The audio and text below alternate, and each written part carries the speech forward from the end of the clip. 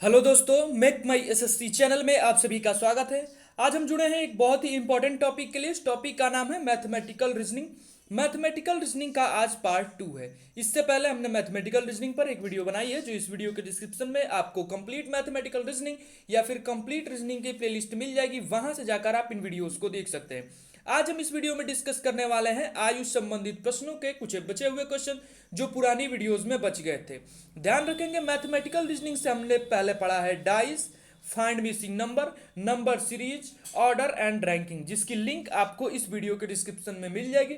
वहां से जाकर आप पुरानी वीडियोस को देख सकते हैं। हम कंप्लीट रीजनिंग डिस्कस करने वाले हैं। इसमें हम हर चैप्टर पर 100+ क्वेश्चन करेंगे।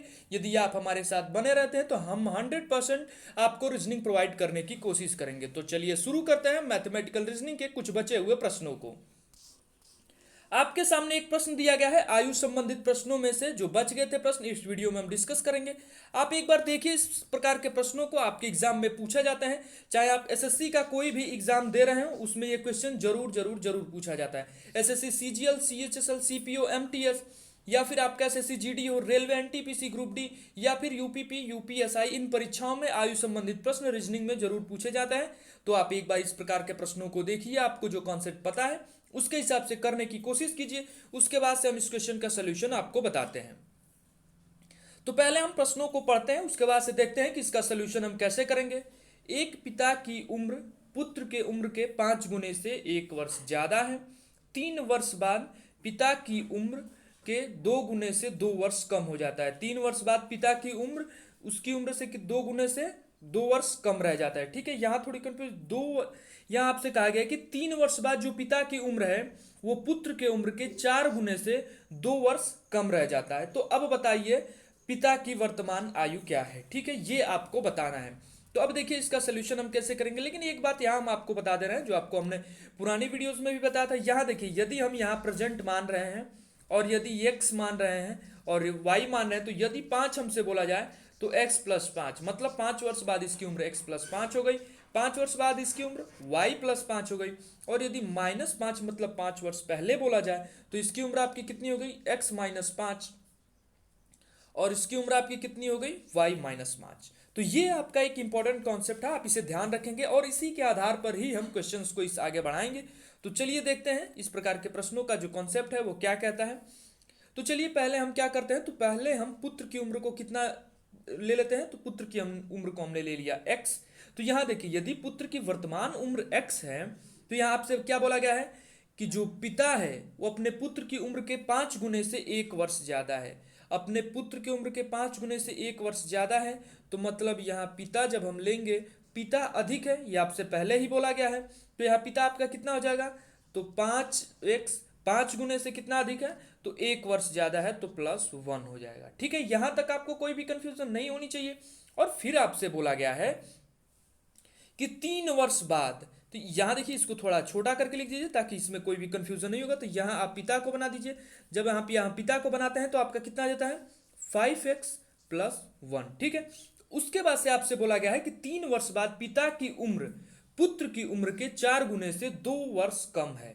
अब यहां आखिर में हमारा फाइनली कंडीशन आ गया जो हमने आपको बताया था। और कौन वाला कंडीशन बताया था, तो यहां देखिए +3, यहां आपका +3 वाला कंडीशन आ गया। ठीक है, +3 बाद आपसे पूछा गया। तो 3 वर्ष बाद यदि अभी वर्तमान में x उम्र है पुत्र की, तो 3 वर्ष बाद आपकी क्या हो जाएगी, तो x+3 हो जाएगी। यहां तक आपकी कोई कंफ्यूजन नहीं होना चाहिए। उसके बाद से बोला गया है कि पुत्र के उम्र के 4 गुने से 2 वर्ष कम है। तो ये आपका पुत्र हो गया। और जब ये हम पिता का निकालेंगे तो ये आपसे बोला गया है कि पुत्र के उम्र के 4 गुना, तो यहां आप 4 गुना कर दीजिए x+3 का। ठीक है, और उससे 2 वर्ष कम है तो इसमें से हम -2 कर देंगे। तो अब हमारे सामने जो फाइनली समीकरण है वो समीकरण हमारे पास बन के आ गया है। अब हमको करना कुछ नहीं, एक बात आप बताइए, ये 3 वर्ष बाद पिता की आयु, 3 वर्ष बाद पुत्र की आयु, और ये आपकी पिता की वर्तमान आयु, और ये आपकी पिता की पुत्र की वर्तमान आयु। ठीक है, तो एक बात हमें बताइए, यहां जो आपको सबसे जो इंपॉर्टेंट बात समझनी है वो ये है। यहां देखिए, यदि वर्तमान आयु पिता की 5x+1 है तो उसकी 3 वर्ष बाद आयु क्या होगी, तो 3 वर्ष बाद आपकी यहाँ 5x+1 और +3 होना चाहिए। और जब +3 आप करेंगे तो यहाँ आपका क्या आ जाएगा, तो 5x + 4, 5x + 4 आपका यहाँ आ जाएगा। और यही हमें लाना था 5x + 4। ठीक है, कहाँ से आया आपको समझ, 5x + 1 + 3, क्योंकि 3 वर्ष बाद हमें ज्ञात करना है। ठीक है, तो ये भी 3 वर्ष बाद की उम्र है पिता की, और ये भी 3 वर्ष बाद की उम्र है। फर्क इतना है कि हमने इसको इससे ज्ञात किया है, इसीलिए ऐसा निकला इसका मान। तो अब ये दोनों आपस में बराबर होने चाहिए। ठीक है, तो अब फॉर्मूला यही कहता है, अब कॉन्सेप्ट यही कहता है कि आप इन दोनों को बराबर कर दीजिए, और बराबर भर कर देने से आपका मान आ जाएगा। अब यहाँ देखिए, यहाँ हमने क्या किया, तो यहाँ 5x + 4 बराबर आपका कितना हो जाएगा, तो ये आपका बराबर होना चाहिए 4x + 3 और ये -2 के। ठीक है, ये एक आपका इंपॉर्टेंट कॉन्सेप्ट है। अब यहाँ से आप समीकरणों को सॉल्व कीजिए। समीकरण को आप सॉल्व करने के भर से आपका जो x का मान आएगा, और उस हमसे पूछा क्या गया है, पिता की आयु, तो यहाँ हमें वो वैल्यू पुट करनी होगी। तो अब चलिए पहले हम इसका x का मान ज्ञात करते हैं। कैसे ज्ञात करेंगे, तो यहाँ देखिए, हमने यहाँ 5x लिख दिया, और यहाँ आपका कितना आएगा, 4x। तो यहाँ हम फाइनली 4x माइनस कर देंगे। तो 5x - 4x कर रहे हैं, तो हमारा मान कितना रहे। देखिए, हम एग्जाम में पूरा सोल्यूशन नहीं करेंगे। यदि हम सोल्यूशन करते हैं एग्जाम में पूरा, तो हमें समय बहुत ज़्यादा लग जाएगा, और हमारा आंसर आने में बहुत समय लग जाएगा। तो हमारे सवाल का आंसर आने का कोई मतलब बनता नहीं है। ठीक है, तो अब यहाँ देखिए, 4 तियाँ 12, और यहाँ आपका -2 ऑलरेडी दिया गया है, मतलब आपका प्लस का 10 बचेगा। तो हमारा यहाँ कितना बच रहा है, प्लस का 10 बच रहा है। और जब इधर से 4 जाएगा प्लस वाला, तो माइनस का हो जाएगा। तो यहाँ हमारे पास कितना मान बचेगा, -4 हो जा रहा है। तो हमारे पास प्लस का 6 मान बचेगा, और हमारे पास कितना मान बच रहा है, 6। और 5x - 4x करने पर हमारे पास मान कितना रहा है, तो 5x - 4x करने पर हमारा मान x आ रहा है। मतलब x बराबर आपका कितना आ गया, तो x बराबर आपका यहाँ से आ जाता है, आपका मान आया था 6। ठीक है, अब इतना बात आप ध्यान रखेंगे, आपसे ये भी उम्र पूछी जा सकती थी। यदि आपसे पूछी गई होती कि पुत्र की वर्तमान उम्र बताइए, तो आप बताते 6 वर्ष है पुत्र की वर्तमान उम्र, और 3 वर्ष बाद पुत्र की आपसे उम्र पूछी जाती तो 6 + 3 कर देते, आपका मान 9 हो जाता। ठीक है, और आपसे लेकिन पूछी क्या गई है, तो पिता की वर्तमान आयु ज्ञात कीजिए। और फाइनली आपकी पिता की वर्तमान आयु है कितनी, तो यहां देखिए, हमारे पिता की आयु यहां आपको कितनी दी गई है, तो 5x + 1 वर्तमान आयु। तो वहां हम x के जगह पर क्या पुट करेंगे, तो x के जगह पर हम 6 पुट करेंगे, और वही हमारा फाइनली आंसर होगा। तो यहां हम आंसर लिख देते हैं। आंसर बराबर हमारा कितना आ गया, तो 6 × 5 आपका 30 हो जाएगा, और 30 + 1 आपका मान कितना आ गया, तो 30 + 1 आपका 31। ठीक है, अब आपको जहां भी ऑप्शन में दिख रहा हो वही इस क्वेश्चन का करेक्ट आंसर होगा। यहां लेकिन ऑप्शन संख्या सी में आपको दिख रहा है, इस क्वेश्चन का करेक्ट आंसर हो जाएगा 31। ठीक है, कोई भी कंफ्यूजन नहीं होनी चाहिए। सिंपली एक पैटर्न हमने लिया शुरू से, और वही पैटर्न हम अंत तक ले गए, और हमारा मान आ गया। ठीक है, तो चलिए आगे के प्रश्नों की तरफ बढ़ते हैं, और आगे के प्रश्नों की अप्रोच देखते हैं कि आगे के प्रश्नों की अप्रोच क्या होनी चाहिए, और कैसे इस प्रकार के सवालों को हम सॉल्व करेंगे। ठीक है, तो यहां देखिए, आपको दिया गया है कि पिता की आयु अपने पुत्र की वर्तमान आयु से 2 गुनी है। 5 वर्ष बाद उनकी आयु का योग 85 हो जाता है, तो उनकी आयु बताइए। मतलब आपसे पिता की भी आयु पूछी गई है और पुत्र की भी आयु पूछी गई। ये एक इंपॉर्टेंट क्वेश्चन है, थोड़ा आप बताइए कैसे करेंगे आप इस प्रकार के सवालों को।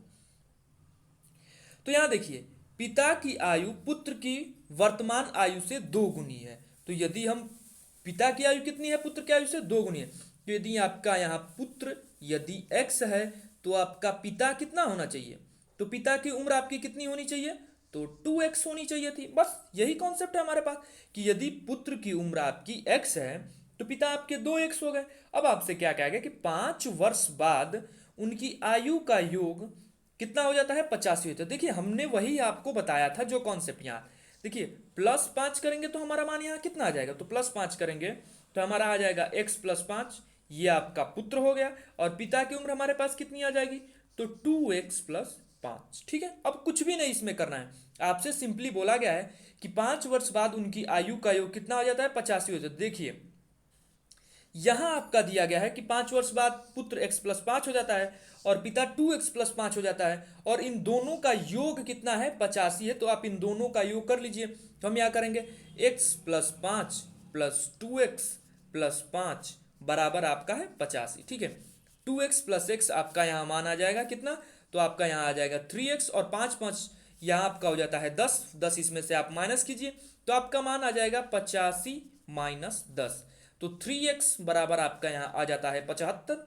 ठीक है, तो अब आप 3 से काट दीजिए, आपका मान आ जाएगा, तो x बराबर आपका कितना आ जाएगा, 3 दूनी 6, 3 पचे 15, 25 या 75, वैसे भी आपका 25 या 75 आ गया, तो आपका मान यहाँ कितना आ गया, तो आपका मान यहाँ आ गया x बराबर 25। लेकिन x है क्या, तो x ध्यान रखेंगे कि x पुत्र की आयु है। ठीक है, तो यहाँ कहाँ दिया गया है आपको 25, अब आप ऑप्शन में देख लीजिए, जहां भी 25 दिया गया है वही इस क्वेश्चन का करेक्ट आंसर होगा।